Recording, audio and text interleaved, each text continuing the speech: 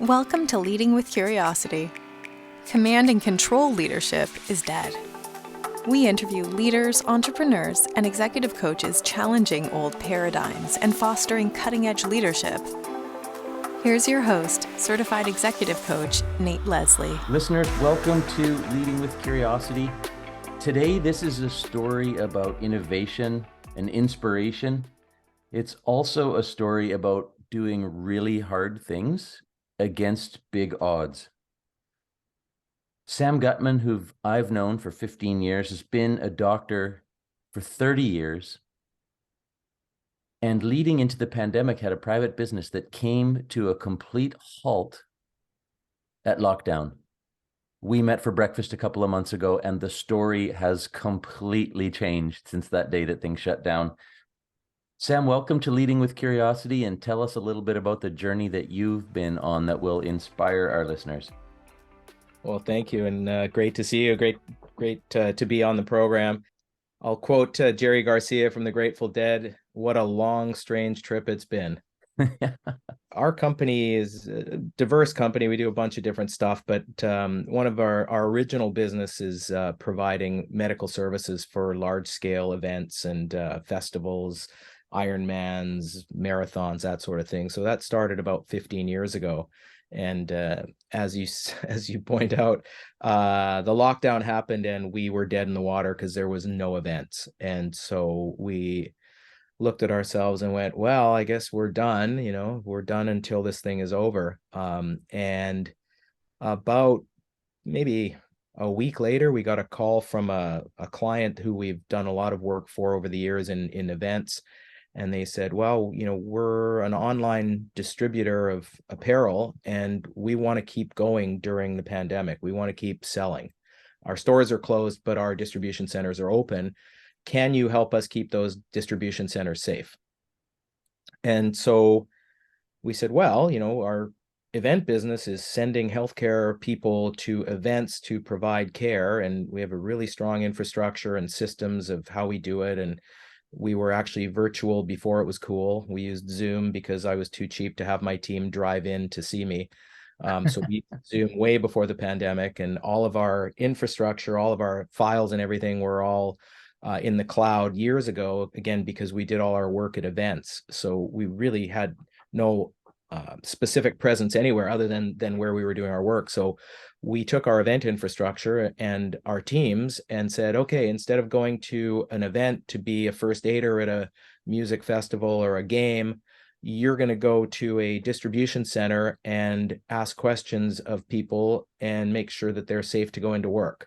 So we all remember the 12 questions or whatever it was at the beginning of the pandemic, and get your temperature checked. Well, that's what we did. And it's a whole other story of how we managed to get thermometers and PPE and masks. And oh man, It was crazy scrambling around. And I'll say that, one of the and I'm sure we'll get into business coaching and whatever. One of the principles and one of the things I learned in coaching is the saying, the overnight success that took 10 years, because we were just really well positioned with relationships and people and experience and systems that we were able to make that pivot. And it was 10 years of trial and error and failure and learnings and building and waiting for the right opportunity. And I hate to say that the pandemic was great for us, but the pandemic was great for us. It gave us an opportunity to really take things to the next level. When we met McKay CEO Forums breakfast and we sat down, and I had this feeling like I was going to ask you, Sam, how are things going? Like, have you got back? Events are back. Is that impacting you? And you just kind of smiled and said, we're fine. I mean, when you think, just for our listeners, how would you like to describe like the scale of how things have changed and how you've been able to pivot and be successful through this? Yeah, the event business. My wife said to me about 6 or 7 years into the event business, she said, make a decision. Is this a hobby or is this a business? Because you're spending a lot of time on it and it's not a successful business. Like, we did okay. But it was my passion. I've always loved music, live music. I've always loved big events. and medicine, my three big passions, and the opportunity to put those together and create, the business of mass gathering medicine, and the, the discipline of that was pretty cool. And I loved doing it. I loved going to events, loved going to shows, and it was cool. But it was a challenge as a business, and we restricted our growth because my kids were young, and events occur where they occur, and you have to travel. And I didn't really want to travel. I wanted to be around, and as you know, I wanted to coach my kids in hockey, and as you also know, they were on the ice a lot. So I needed to be around, and so we didn't really grow the business, the event business.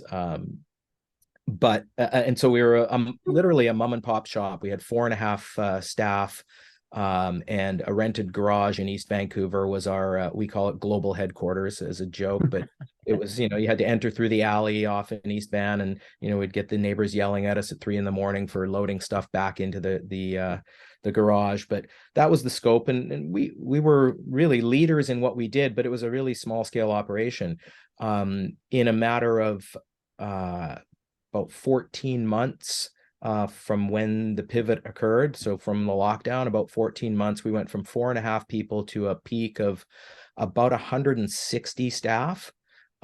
We went from one little office in Kerrisdale in Vancouver with the rented garage to 5 labs, 6 offices across the country, from literally coast to coast. And that was all in about 14 months. Wow. It was a massive scaling. It was really crazy. And the other crazy part is, to this day, I have never stepped foot in more than half of my locations. This was all done from the basement via Zoom. Wow. I mean, from 4.5 people to, at its peak, 160.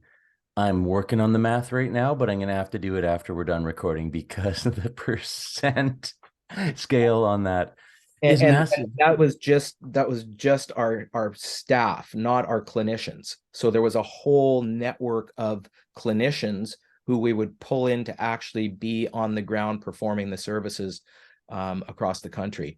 But wow, that 160 was really just our operational and administrative and logistics and everything else.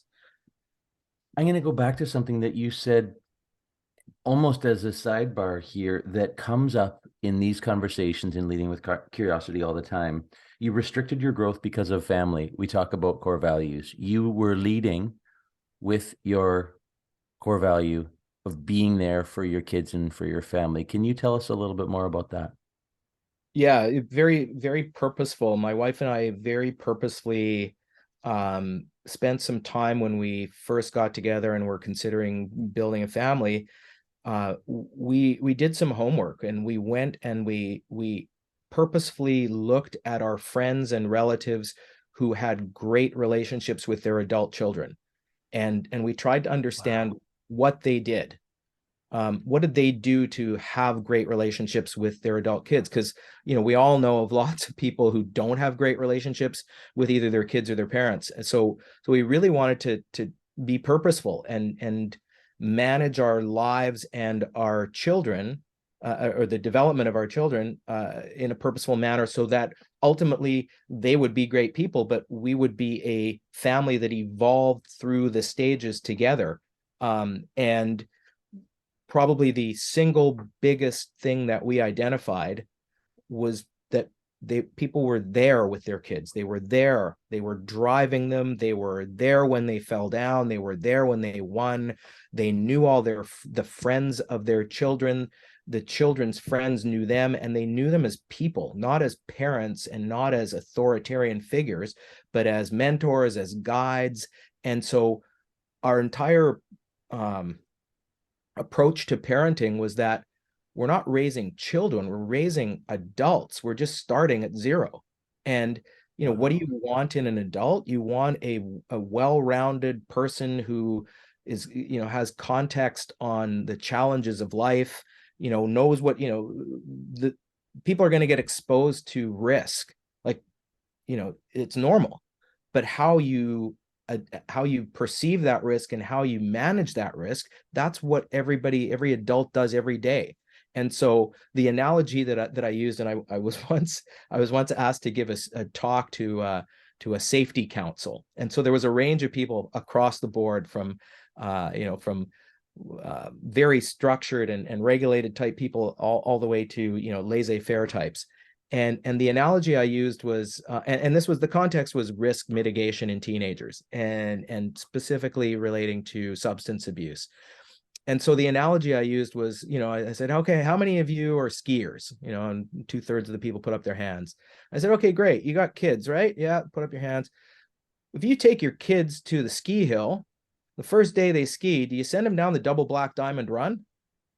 And the answer was of course not. You start on the bunny hill, you work your way up. I'm like, well, so why don't we do that with our children?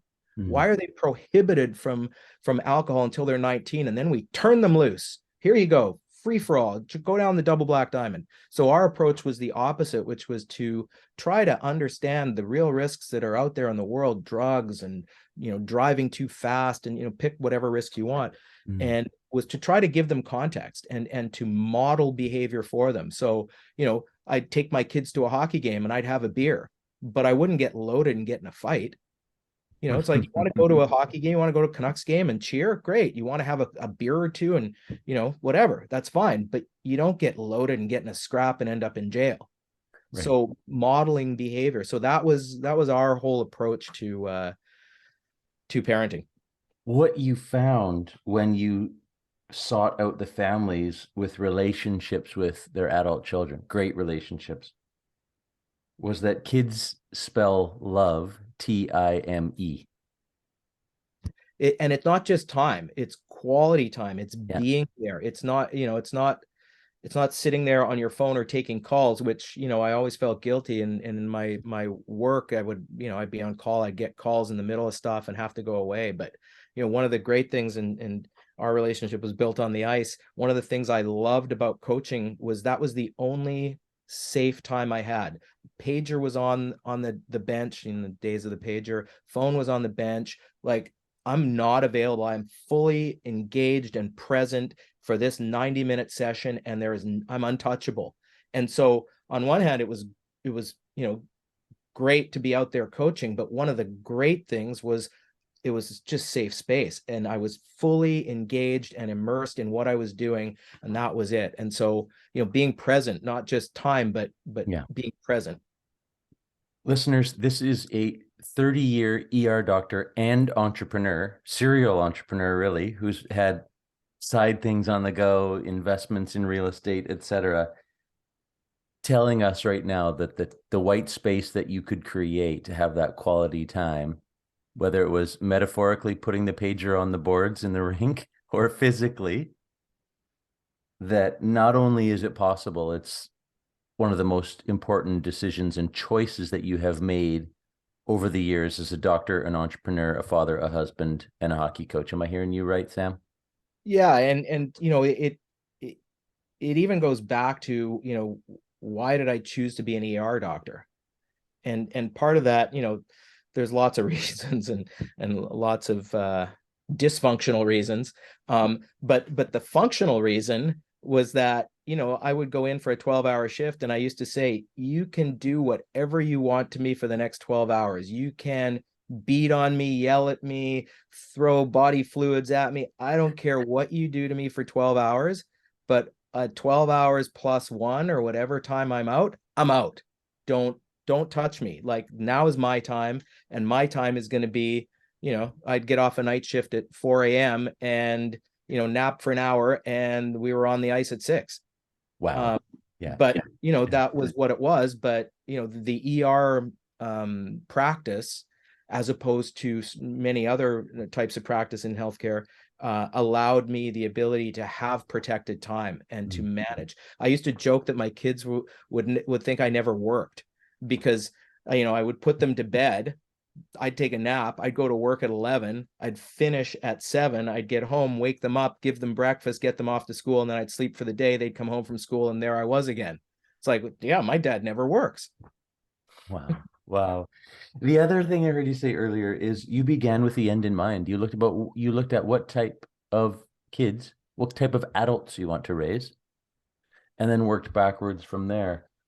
There's a leadership lesson in there for entrepreneurs who get, and leaders in large organizations, big, small, it doesn't matter, of getting stuck on the wheel instead of keeping the end in mind. What from this experience over the last few years has been useful about that lesson? I guess, well, there again, another old saying that, I it's funny how many old sayings that I throw out that I either got from my dad, who was a business guy, and or from what I've learned in my years with executive coaching, is you work on the business, not in the business. Mm-hmm.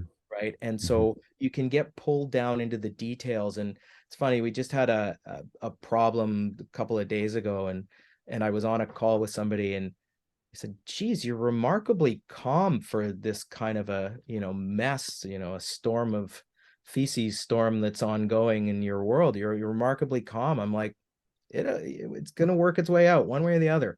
It's either going to work or it's not going to work. And if it doesn't work, well, we'll pick ourselves up and move on, which, we were talking a little bit earlier. That's the essence of innovation. Like innovation, creating new things, fail. You're going to fail. It's a game of failure. It's like baseball. If you fail only a third of the time, you're in the Hall of Fame. You're expected to fail, right? You're expected to fail 2/3 of the time in baseball. In entrepreneurship, you're expected to fail 9 out of 10 times. Wow. So don't get too upset when you fail. Learn from it, take something away, and get back on the horse. And it may be a different horse, but get back up and get going. And so, that's part of it. And I guess part of it is just, the training of being an ER doctor. It's just, information, decision. Obviously the context is different. You're not always going to be right, but it's about mitigating the downside, but accepting that, nobody's perfect. It's about moving forward and continuing to try to find the righter answer. You're never finding the right answer. You're finding a righter answer, or a less bad answer. I love that visual. When you fall down, you might need to get on a different horse. And that is what has happened to you when live events ground to zero, and you're about to possibly get on a new horse. There's there's a new pivot potentially happening. Well, the business, I originally started the business out of frustration working in the public system, to be honest, because the public healthcare system is really good at delivering many aspects. Like, it's really, really good. You get hit by a bus in Canada or have a heart attack, you're going to get really good care. It's the other levels where some of the processes are maybe not optimized for a whole variety of reasons, and people are well-meaning and well-intentioned, but there's some inertia, let's call it, in the system. And I was working in the public system for many years, and I would see ways to do things differently. And every time I tried to do that, I was roadblocked over and over and over and over. Roadblock. You can't do that. You can't do it this way. Why you think, no, this is the way we do it. So I got frustrated, and I said, you know what? I'm going to step just adjacent to the public system. And I was still in it, but I was sort of straddling the line. And I said, I'm going to create a platform with a bunch of smart, like-minded, excited, innovative people who want to do something. I'm going to aggregate those people, and we're going to do stuff. And our sandbox is going to be healthcare. And that's where we started. And again, we did a bunch of other stuff that a lot of it failed. Like, we had started websites and mobile apps and a bunch of other stuff. And each time we didn't get, Harry Neal from Hockey Night in Canada used to say, experience is what you get when you didn't get what you wanted. Which I think is just a fascinating, it's so true, right? You wanted this, you didn't get it, but you didn't get nothing. You got something, you learned something, you got exposure to something. So, we took that, and so I created the business to solve problems in healthcare. Full stop, nothing more. It wasn't, there was no massive business plan and market size analysis and all this. It was like, there's a lot of things that need fixing. We've got the group that can do it. And so that's what we've done over and over and over. If there was events, we do municipal jails, we do addiction management, we do a whole bunch of different stuff. And it's all about trying to find a better process, or better, or I won't even say better, a different way of doing things that helps patients, provides excellent healthcare that meets all the standards of healthcare and expectations, and that give people information and choice. That's what we're trying to achieve. And so the pivot is, our business grew massively as a result of COVID. And COVID's mostly gone, almost totally gone. There's a few industries that are still doing a significant amount of testing. That's ending in the next 6 to 8 weeks. So what are we going to be after that? What are we going to be after we were had a massive growth spurt for COVID? And the answer is that we learned a lot during COVID. We learned a lot about what people actually want, what people and patients actually want, what they need, how they want it, not how they're going to adapt to the infrastructure that exists in the public system, but what do they want, and how can we give them that, yet still give it to them in a thoughtful, medically appropriate, well-supported, compliant way. That's what we're trying to achieve. And so, we've created some new products. They've been massively well received by the people who have received them. We're trying to get really smart about how to market them and how to sell them and everything else, which is a whole new experience because I'm not a marketing guy. I have no idea about, click-through rates and all this other stuff. But our team has learned a tremendous amount over the pandemic about that sort of stuff. And we're continuing to go forward looking for ways to support the public system. My dream is that we can provide information that makes Canadian healthcare consumers smarter and makes them better consumers of the system, because the system is not bad. It's actually pretty good, but the way that people access it, to me, is broken. And that's what we need to fix. We need to help people to understand what they need. In other words, and to give you an example, nobody wants to go sit in the ER for 8 hours, ever. Especially, when it's you can't get access somewhere else, whatever, you go to the ER. If you had information that could help you make that decision, is it worth my time to go spend 8 hours sitting there waiting? Because you've had a test, or because you've had an interaction, or because you have knowledge that says, yeah, you know what, the best place for me is there. And actually, best place for the system is me there. Contrast being, you know what, there's no point me going there. I've got the answer to my question. I still need help or service, but going and wasting time, my 8 hours in the ER, not to mention the time of the ER, that's not the best use of anybody's time and resources. So what can we do to provide Canadians with that information and knowledge that's truthful, that's accurate, that's supported, that's safe? How can we do that? And that would, and to me, that would answer a huge amount of the issues in Canadian healthcare. Sam, for the listeners who are leaders and they're thinking about their own organizations, their own businesses, we've talked about values. I've heard you talk about vision, and I think you've also just declared how your mission is influencing your pivot. So bear with me here. We talked about that core value of family, what you were and weren't willing to do as an entrepreneur, as a doctor. The vision beginning with the end in mind. We're growing great adults. They just happen to be kids right now. We are solving problems in healthcare. And that mission of solving problems in healthcare is your guiding light, that while you pivot, it's still under that umbrella of fulfilling that great desire to make a good system great and to be entrepreneurial while you do it. So it's not like your pivot has, and now this new pivot that you might need to make is swinging so far to the left or right of the mission that you were on. It's just your approach is changing because of the cards you're being dealt. Am I hearing that right? Yeah, it's well, I think you're hearing it right. It doesn't feel like that most days. It feels like it, okay. Oh God, here we go. That this whole thing that we were planning is now roadblocked. Yeah. That happens all the time. the other thing that happens, and my team knows this really, really well, is over, we've been in business 15 or 16 years with our business. And there's been many times where it's been like, shoot, I don't know what's next. Like, I don't know, not really totally sure how we're going to be paying all you guys, 3 months from now. Don't really know. But something will come, and it always does. It always does. There is always something next. And we've been very fortunate. And one of the other things that, we haven't actually talked about yet is just building a culture. Yeah. And that's huge.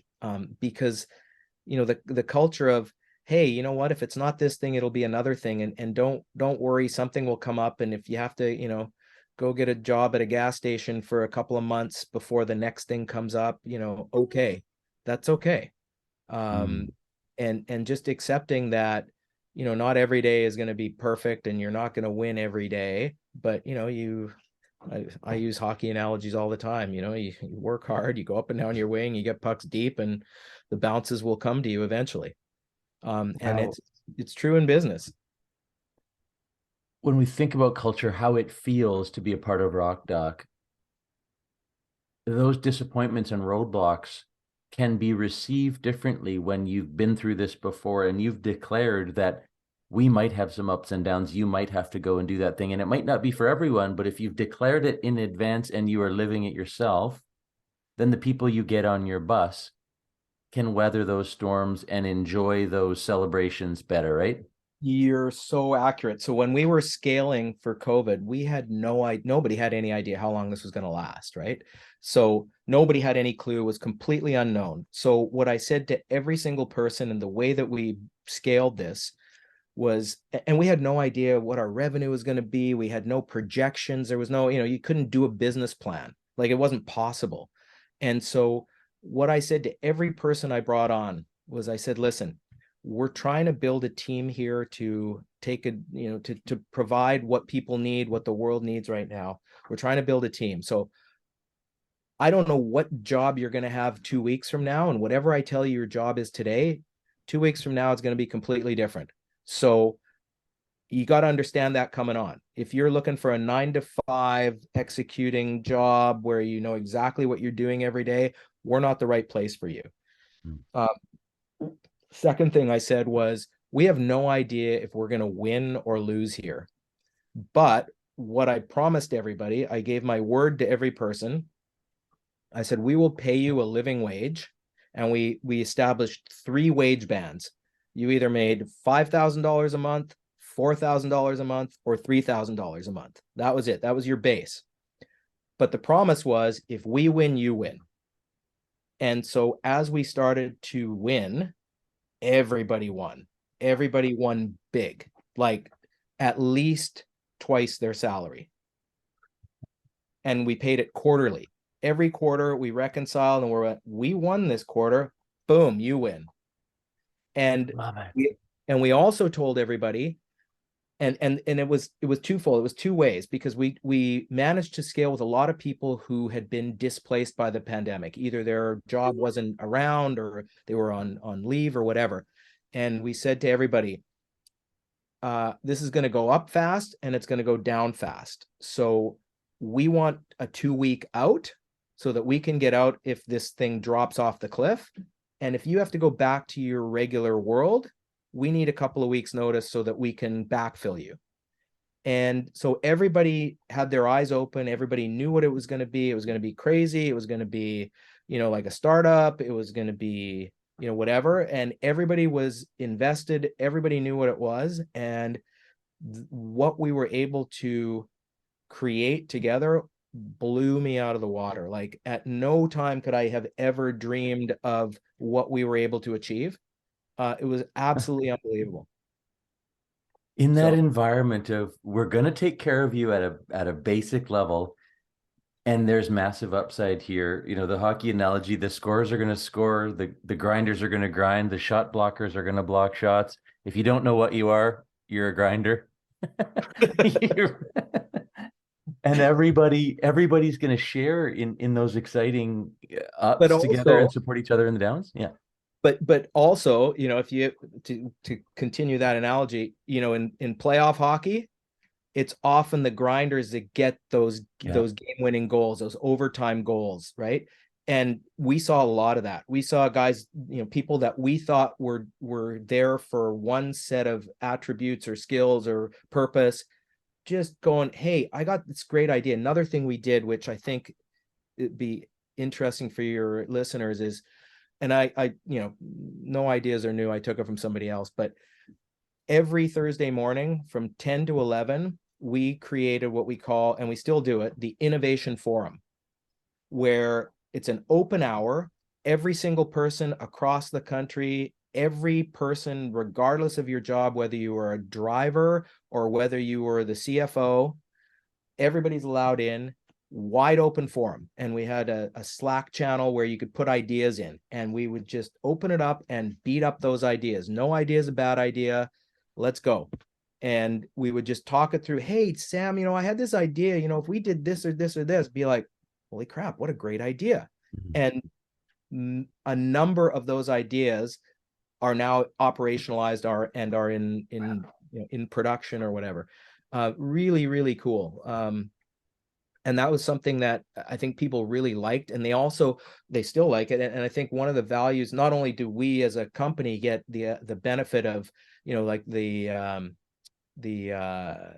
idea that, the guy on the shop floor is the guy who actually knows what's broken with the process, not the strategic planner up in the office, right? So we wanted to get that, but what they got out of it was they would hear how I would think about things, how my senior team would think about it, and contextualize and really understand at a level that we wouldn't otherwise be able to communicate.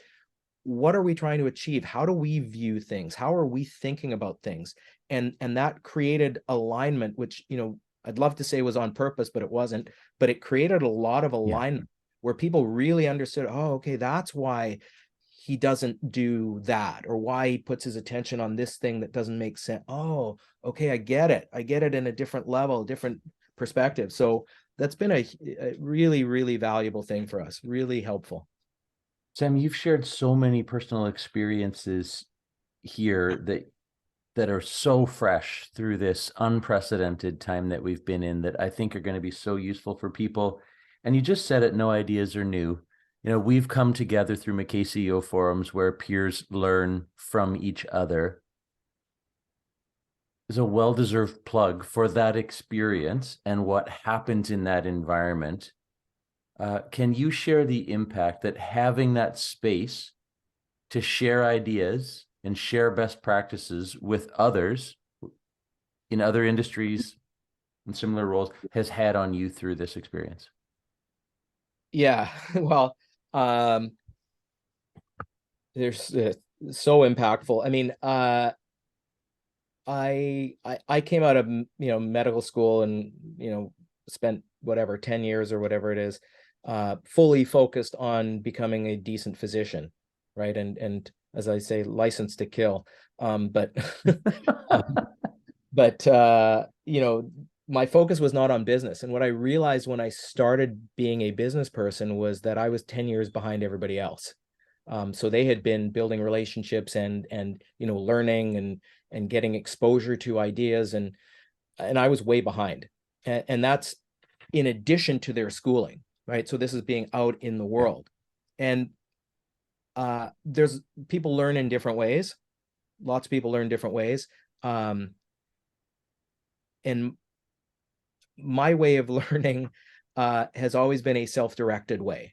So, and I won't go into all the details behind that, but so I said to myself, I need to get smart. I need to learn about business. And, the easy, obvious answer is, okay, enroll in a executive MBA program via distance learning, and they'll feed you a bunch of stuff and you'll do it and you'll do some projects and maybe, fly in, have a couple of meetings with some people and whatever. I was like, that's not for me. And so instead, I went into McKay CEO Forums, and I call that my self-directed MBA. because during that time, I was exposed to a vast array of people in different industries. And what I learned was that it doesn't matter what your industry is, the problems and the issues are the same.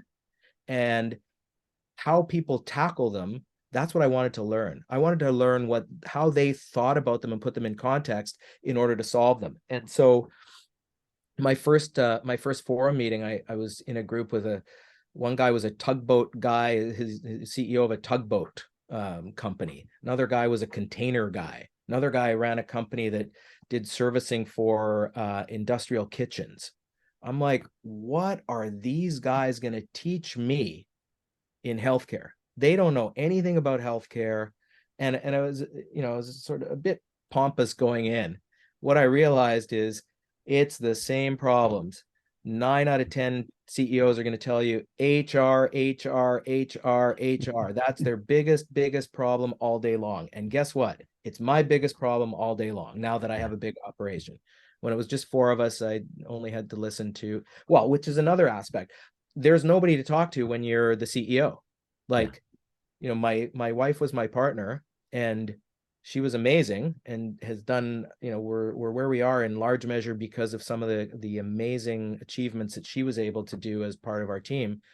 But we're also partners in our family and our own wealth and whatever. And so, when I had a crazy idea, she'd be like, "Are you nuts? That's going to take this much time. This is going to cost us. There's too much risk." I couldn't talk through ideas. And, so that was where the shared experience was huge. I could bring my problems to the team, to the forum group, and, nobody would tell me what to do, but they'd be like, "Well, I had a similar experience, and this is how I, viewed it, and this is what I did, and this is what happened. So, take what you want from that." For me, that was massive. It was huge. And so over the years and exposure to the speakers and all the other stuff that is part of it was such value to me. I learned so much, and I give a lot of credit to the the McKay model and McKay Forums in general, but the model specifically was great for me. Well, I am so grateful that you've brought me into that fold, and so excited to be a part of it. And I'm witnessing that firsthand. And it's a game changer. I think you're going to be one of my game changers, Sam. And there's so much gold in this episode by you being honest, sharing your story.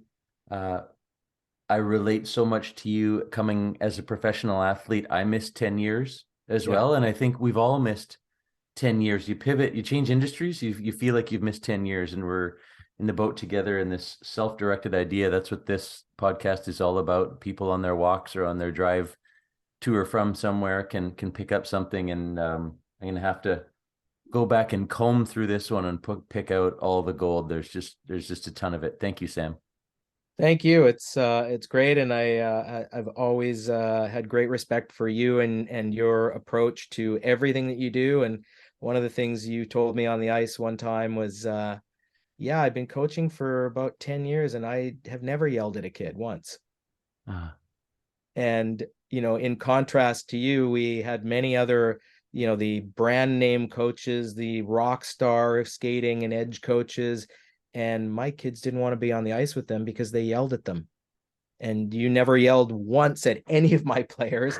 Some of them were quite disorderly, and they all learned and they all had a great time. And so your approach and the innovative way that you, your videos and stuff were huge value to me as well. As I tried to educate myself as a hockey coach, I was a very average house league player.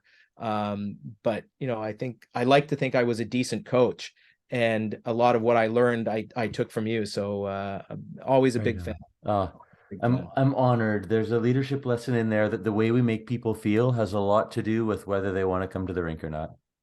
Yep. Thanks, Sam. Thank you for your time. All right. Have a good one. Thanks for listening to Leading with Curiosity. Please share, follow, and rate the show so that other leaders can make positive change in the world. Connect with Nate at nateleslie.ca. And remember, the brain behaves very differently when encouraged to think rather than told to listen.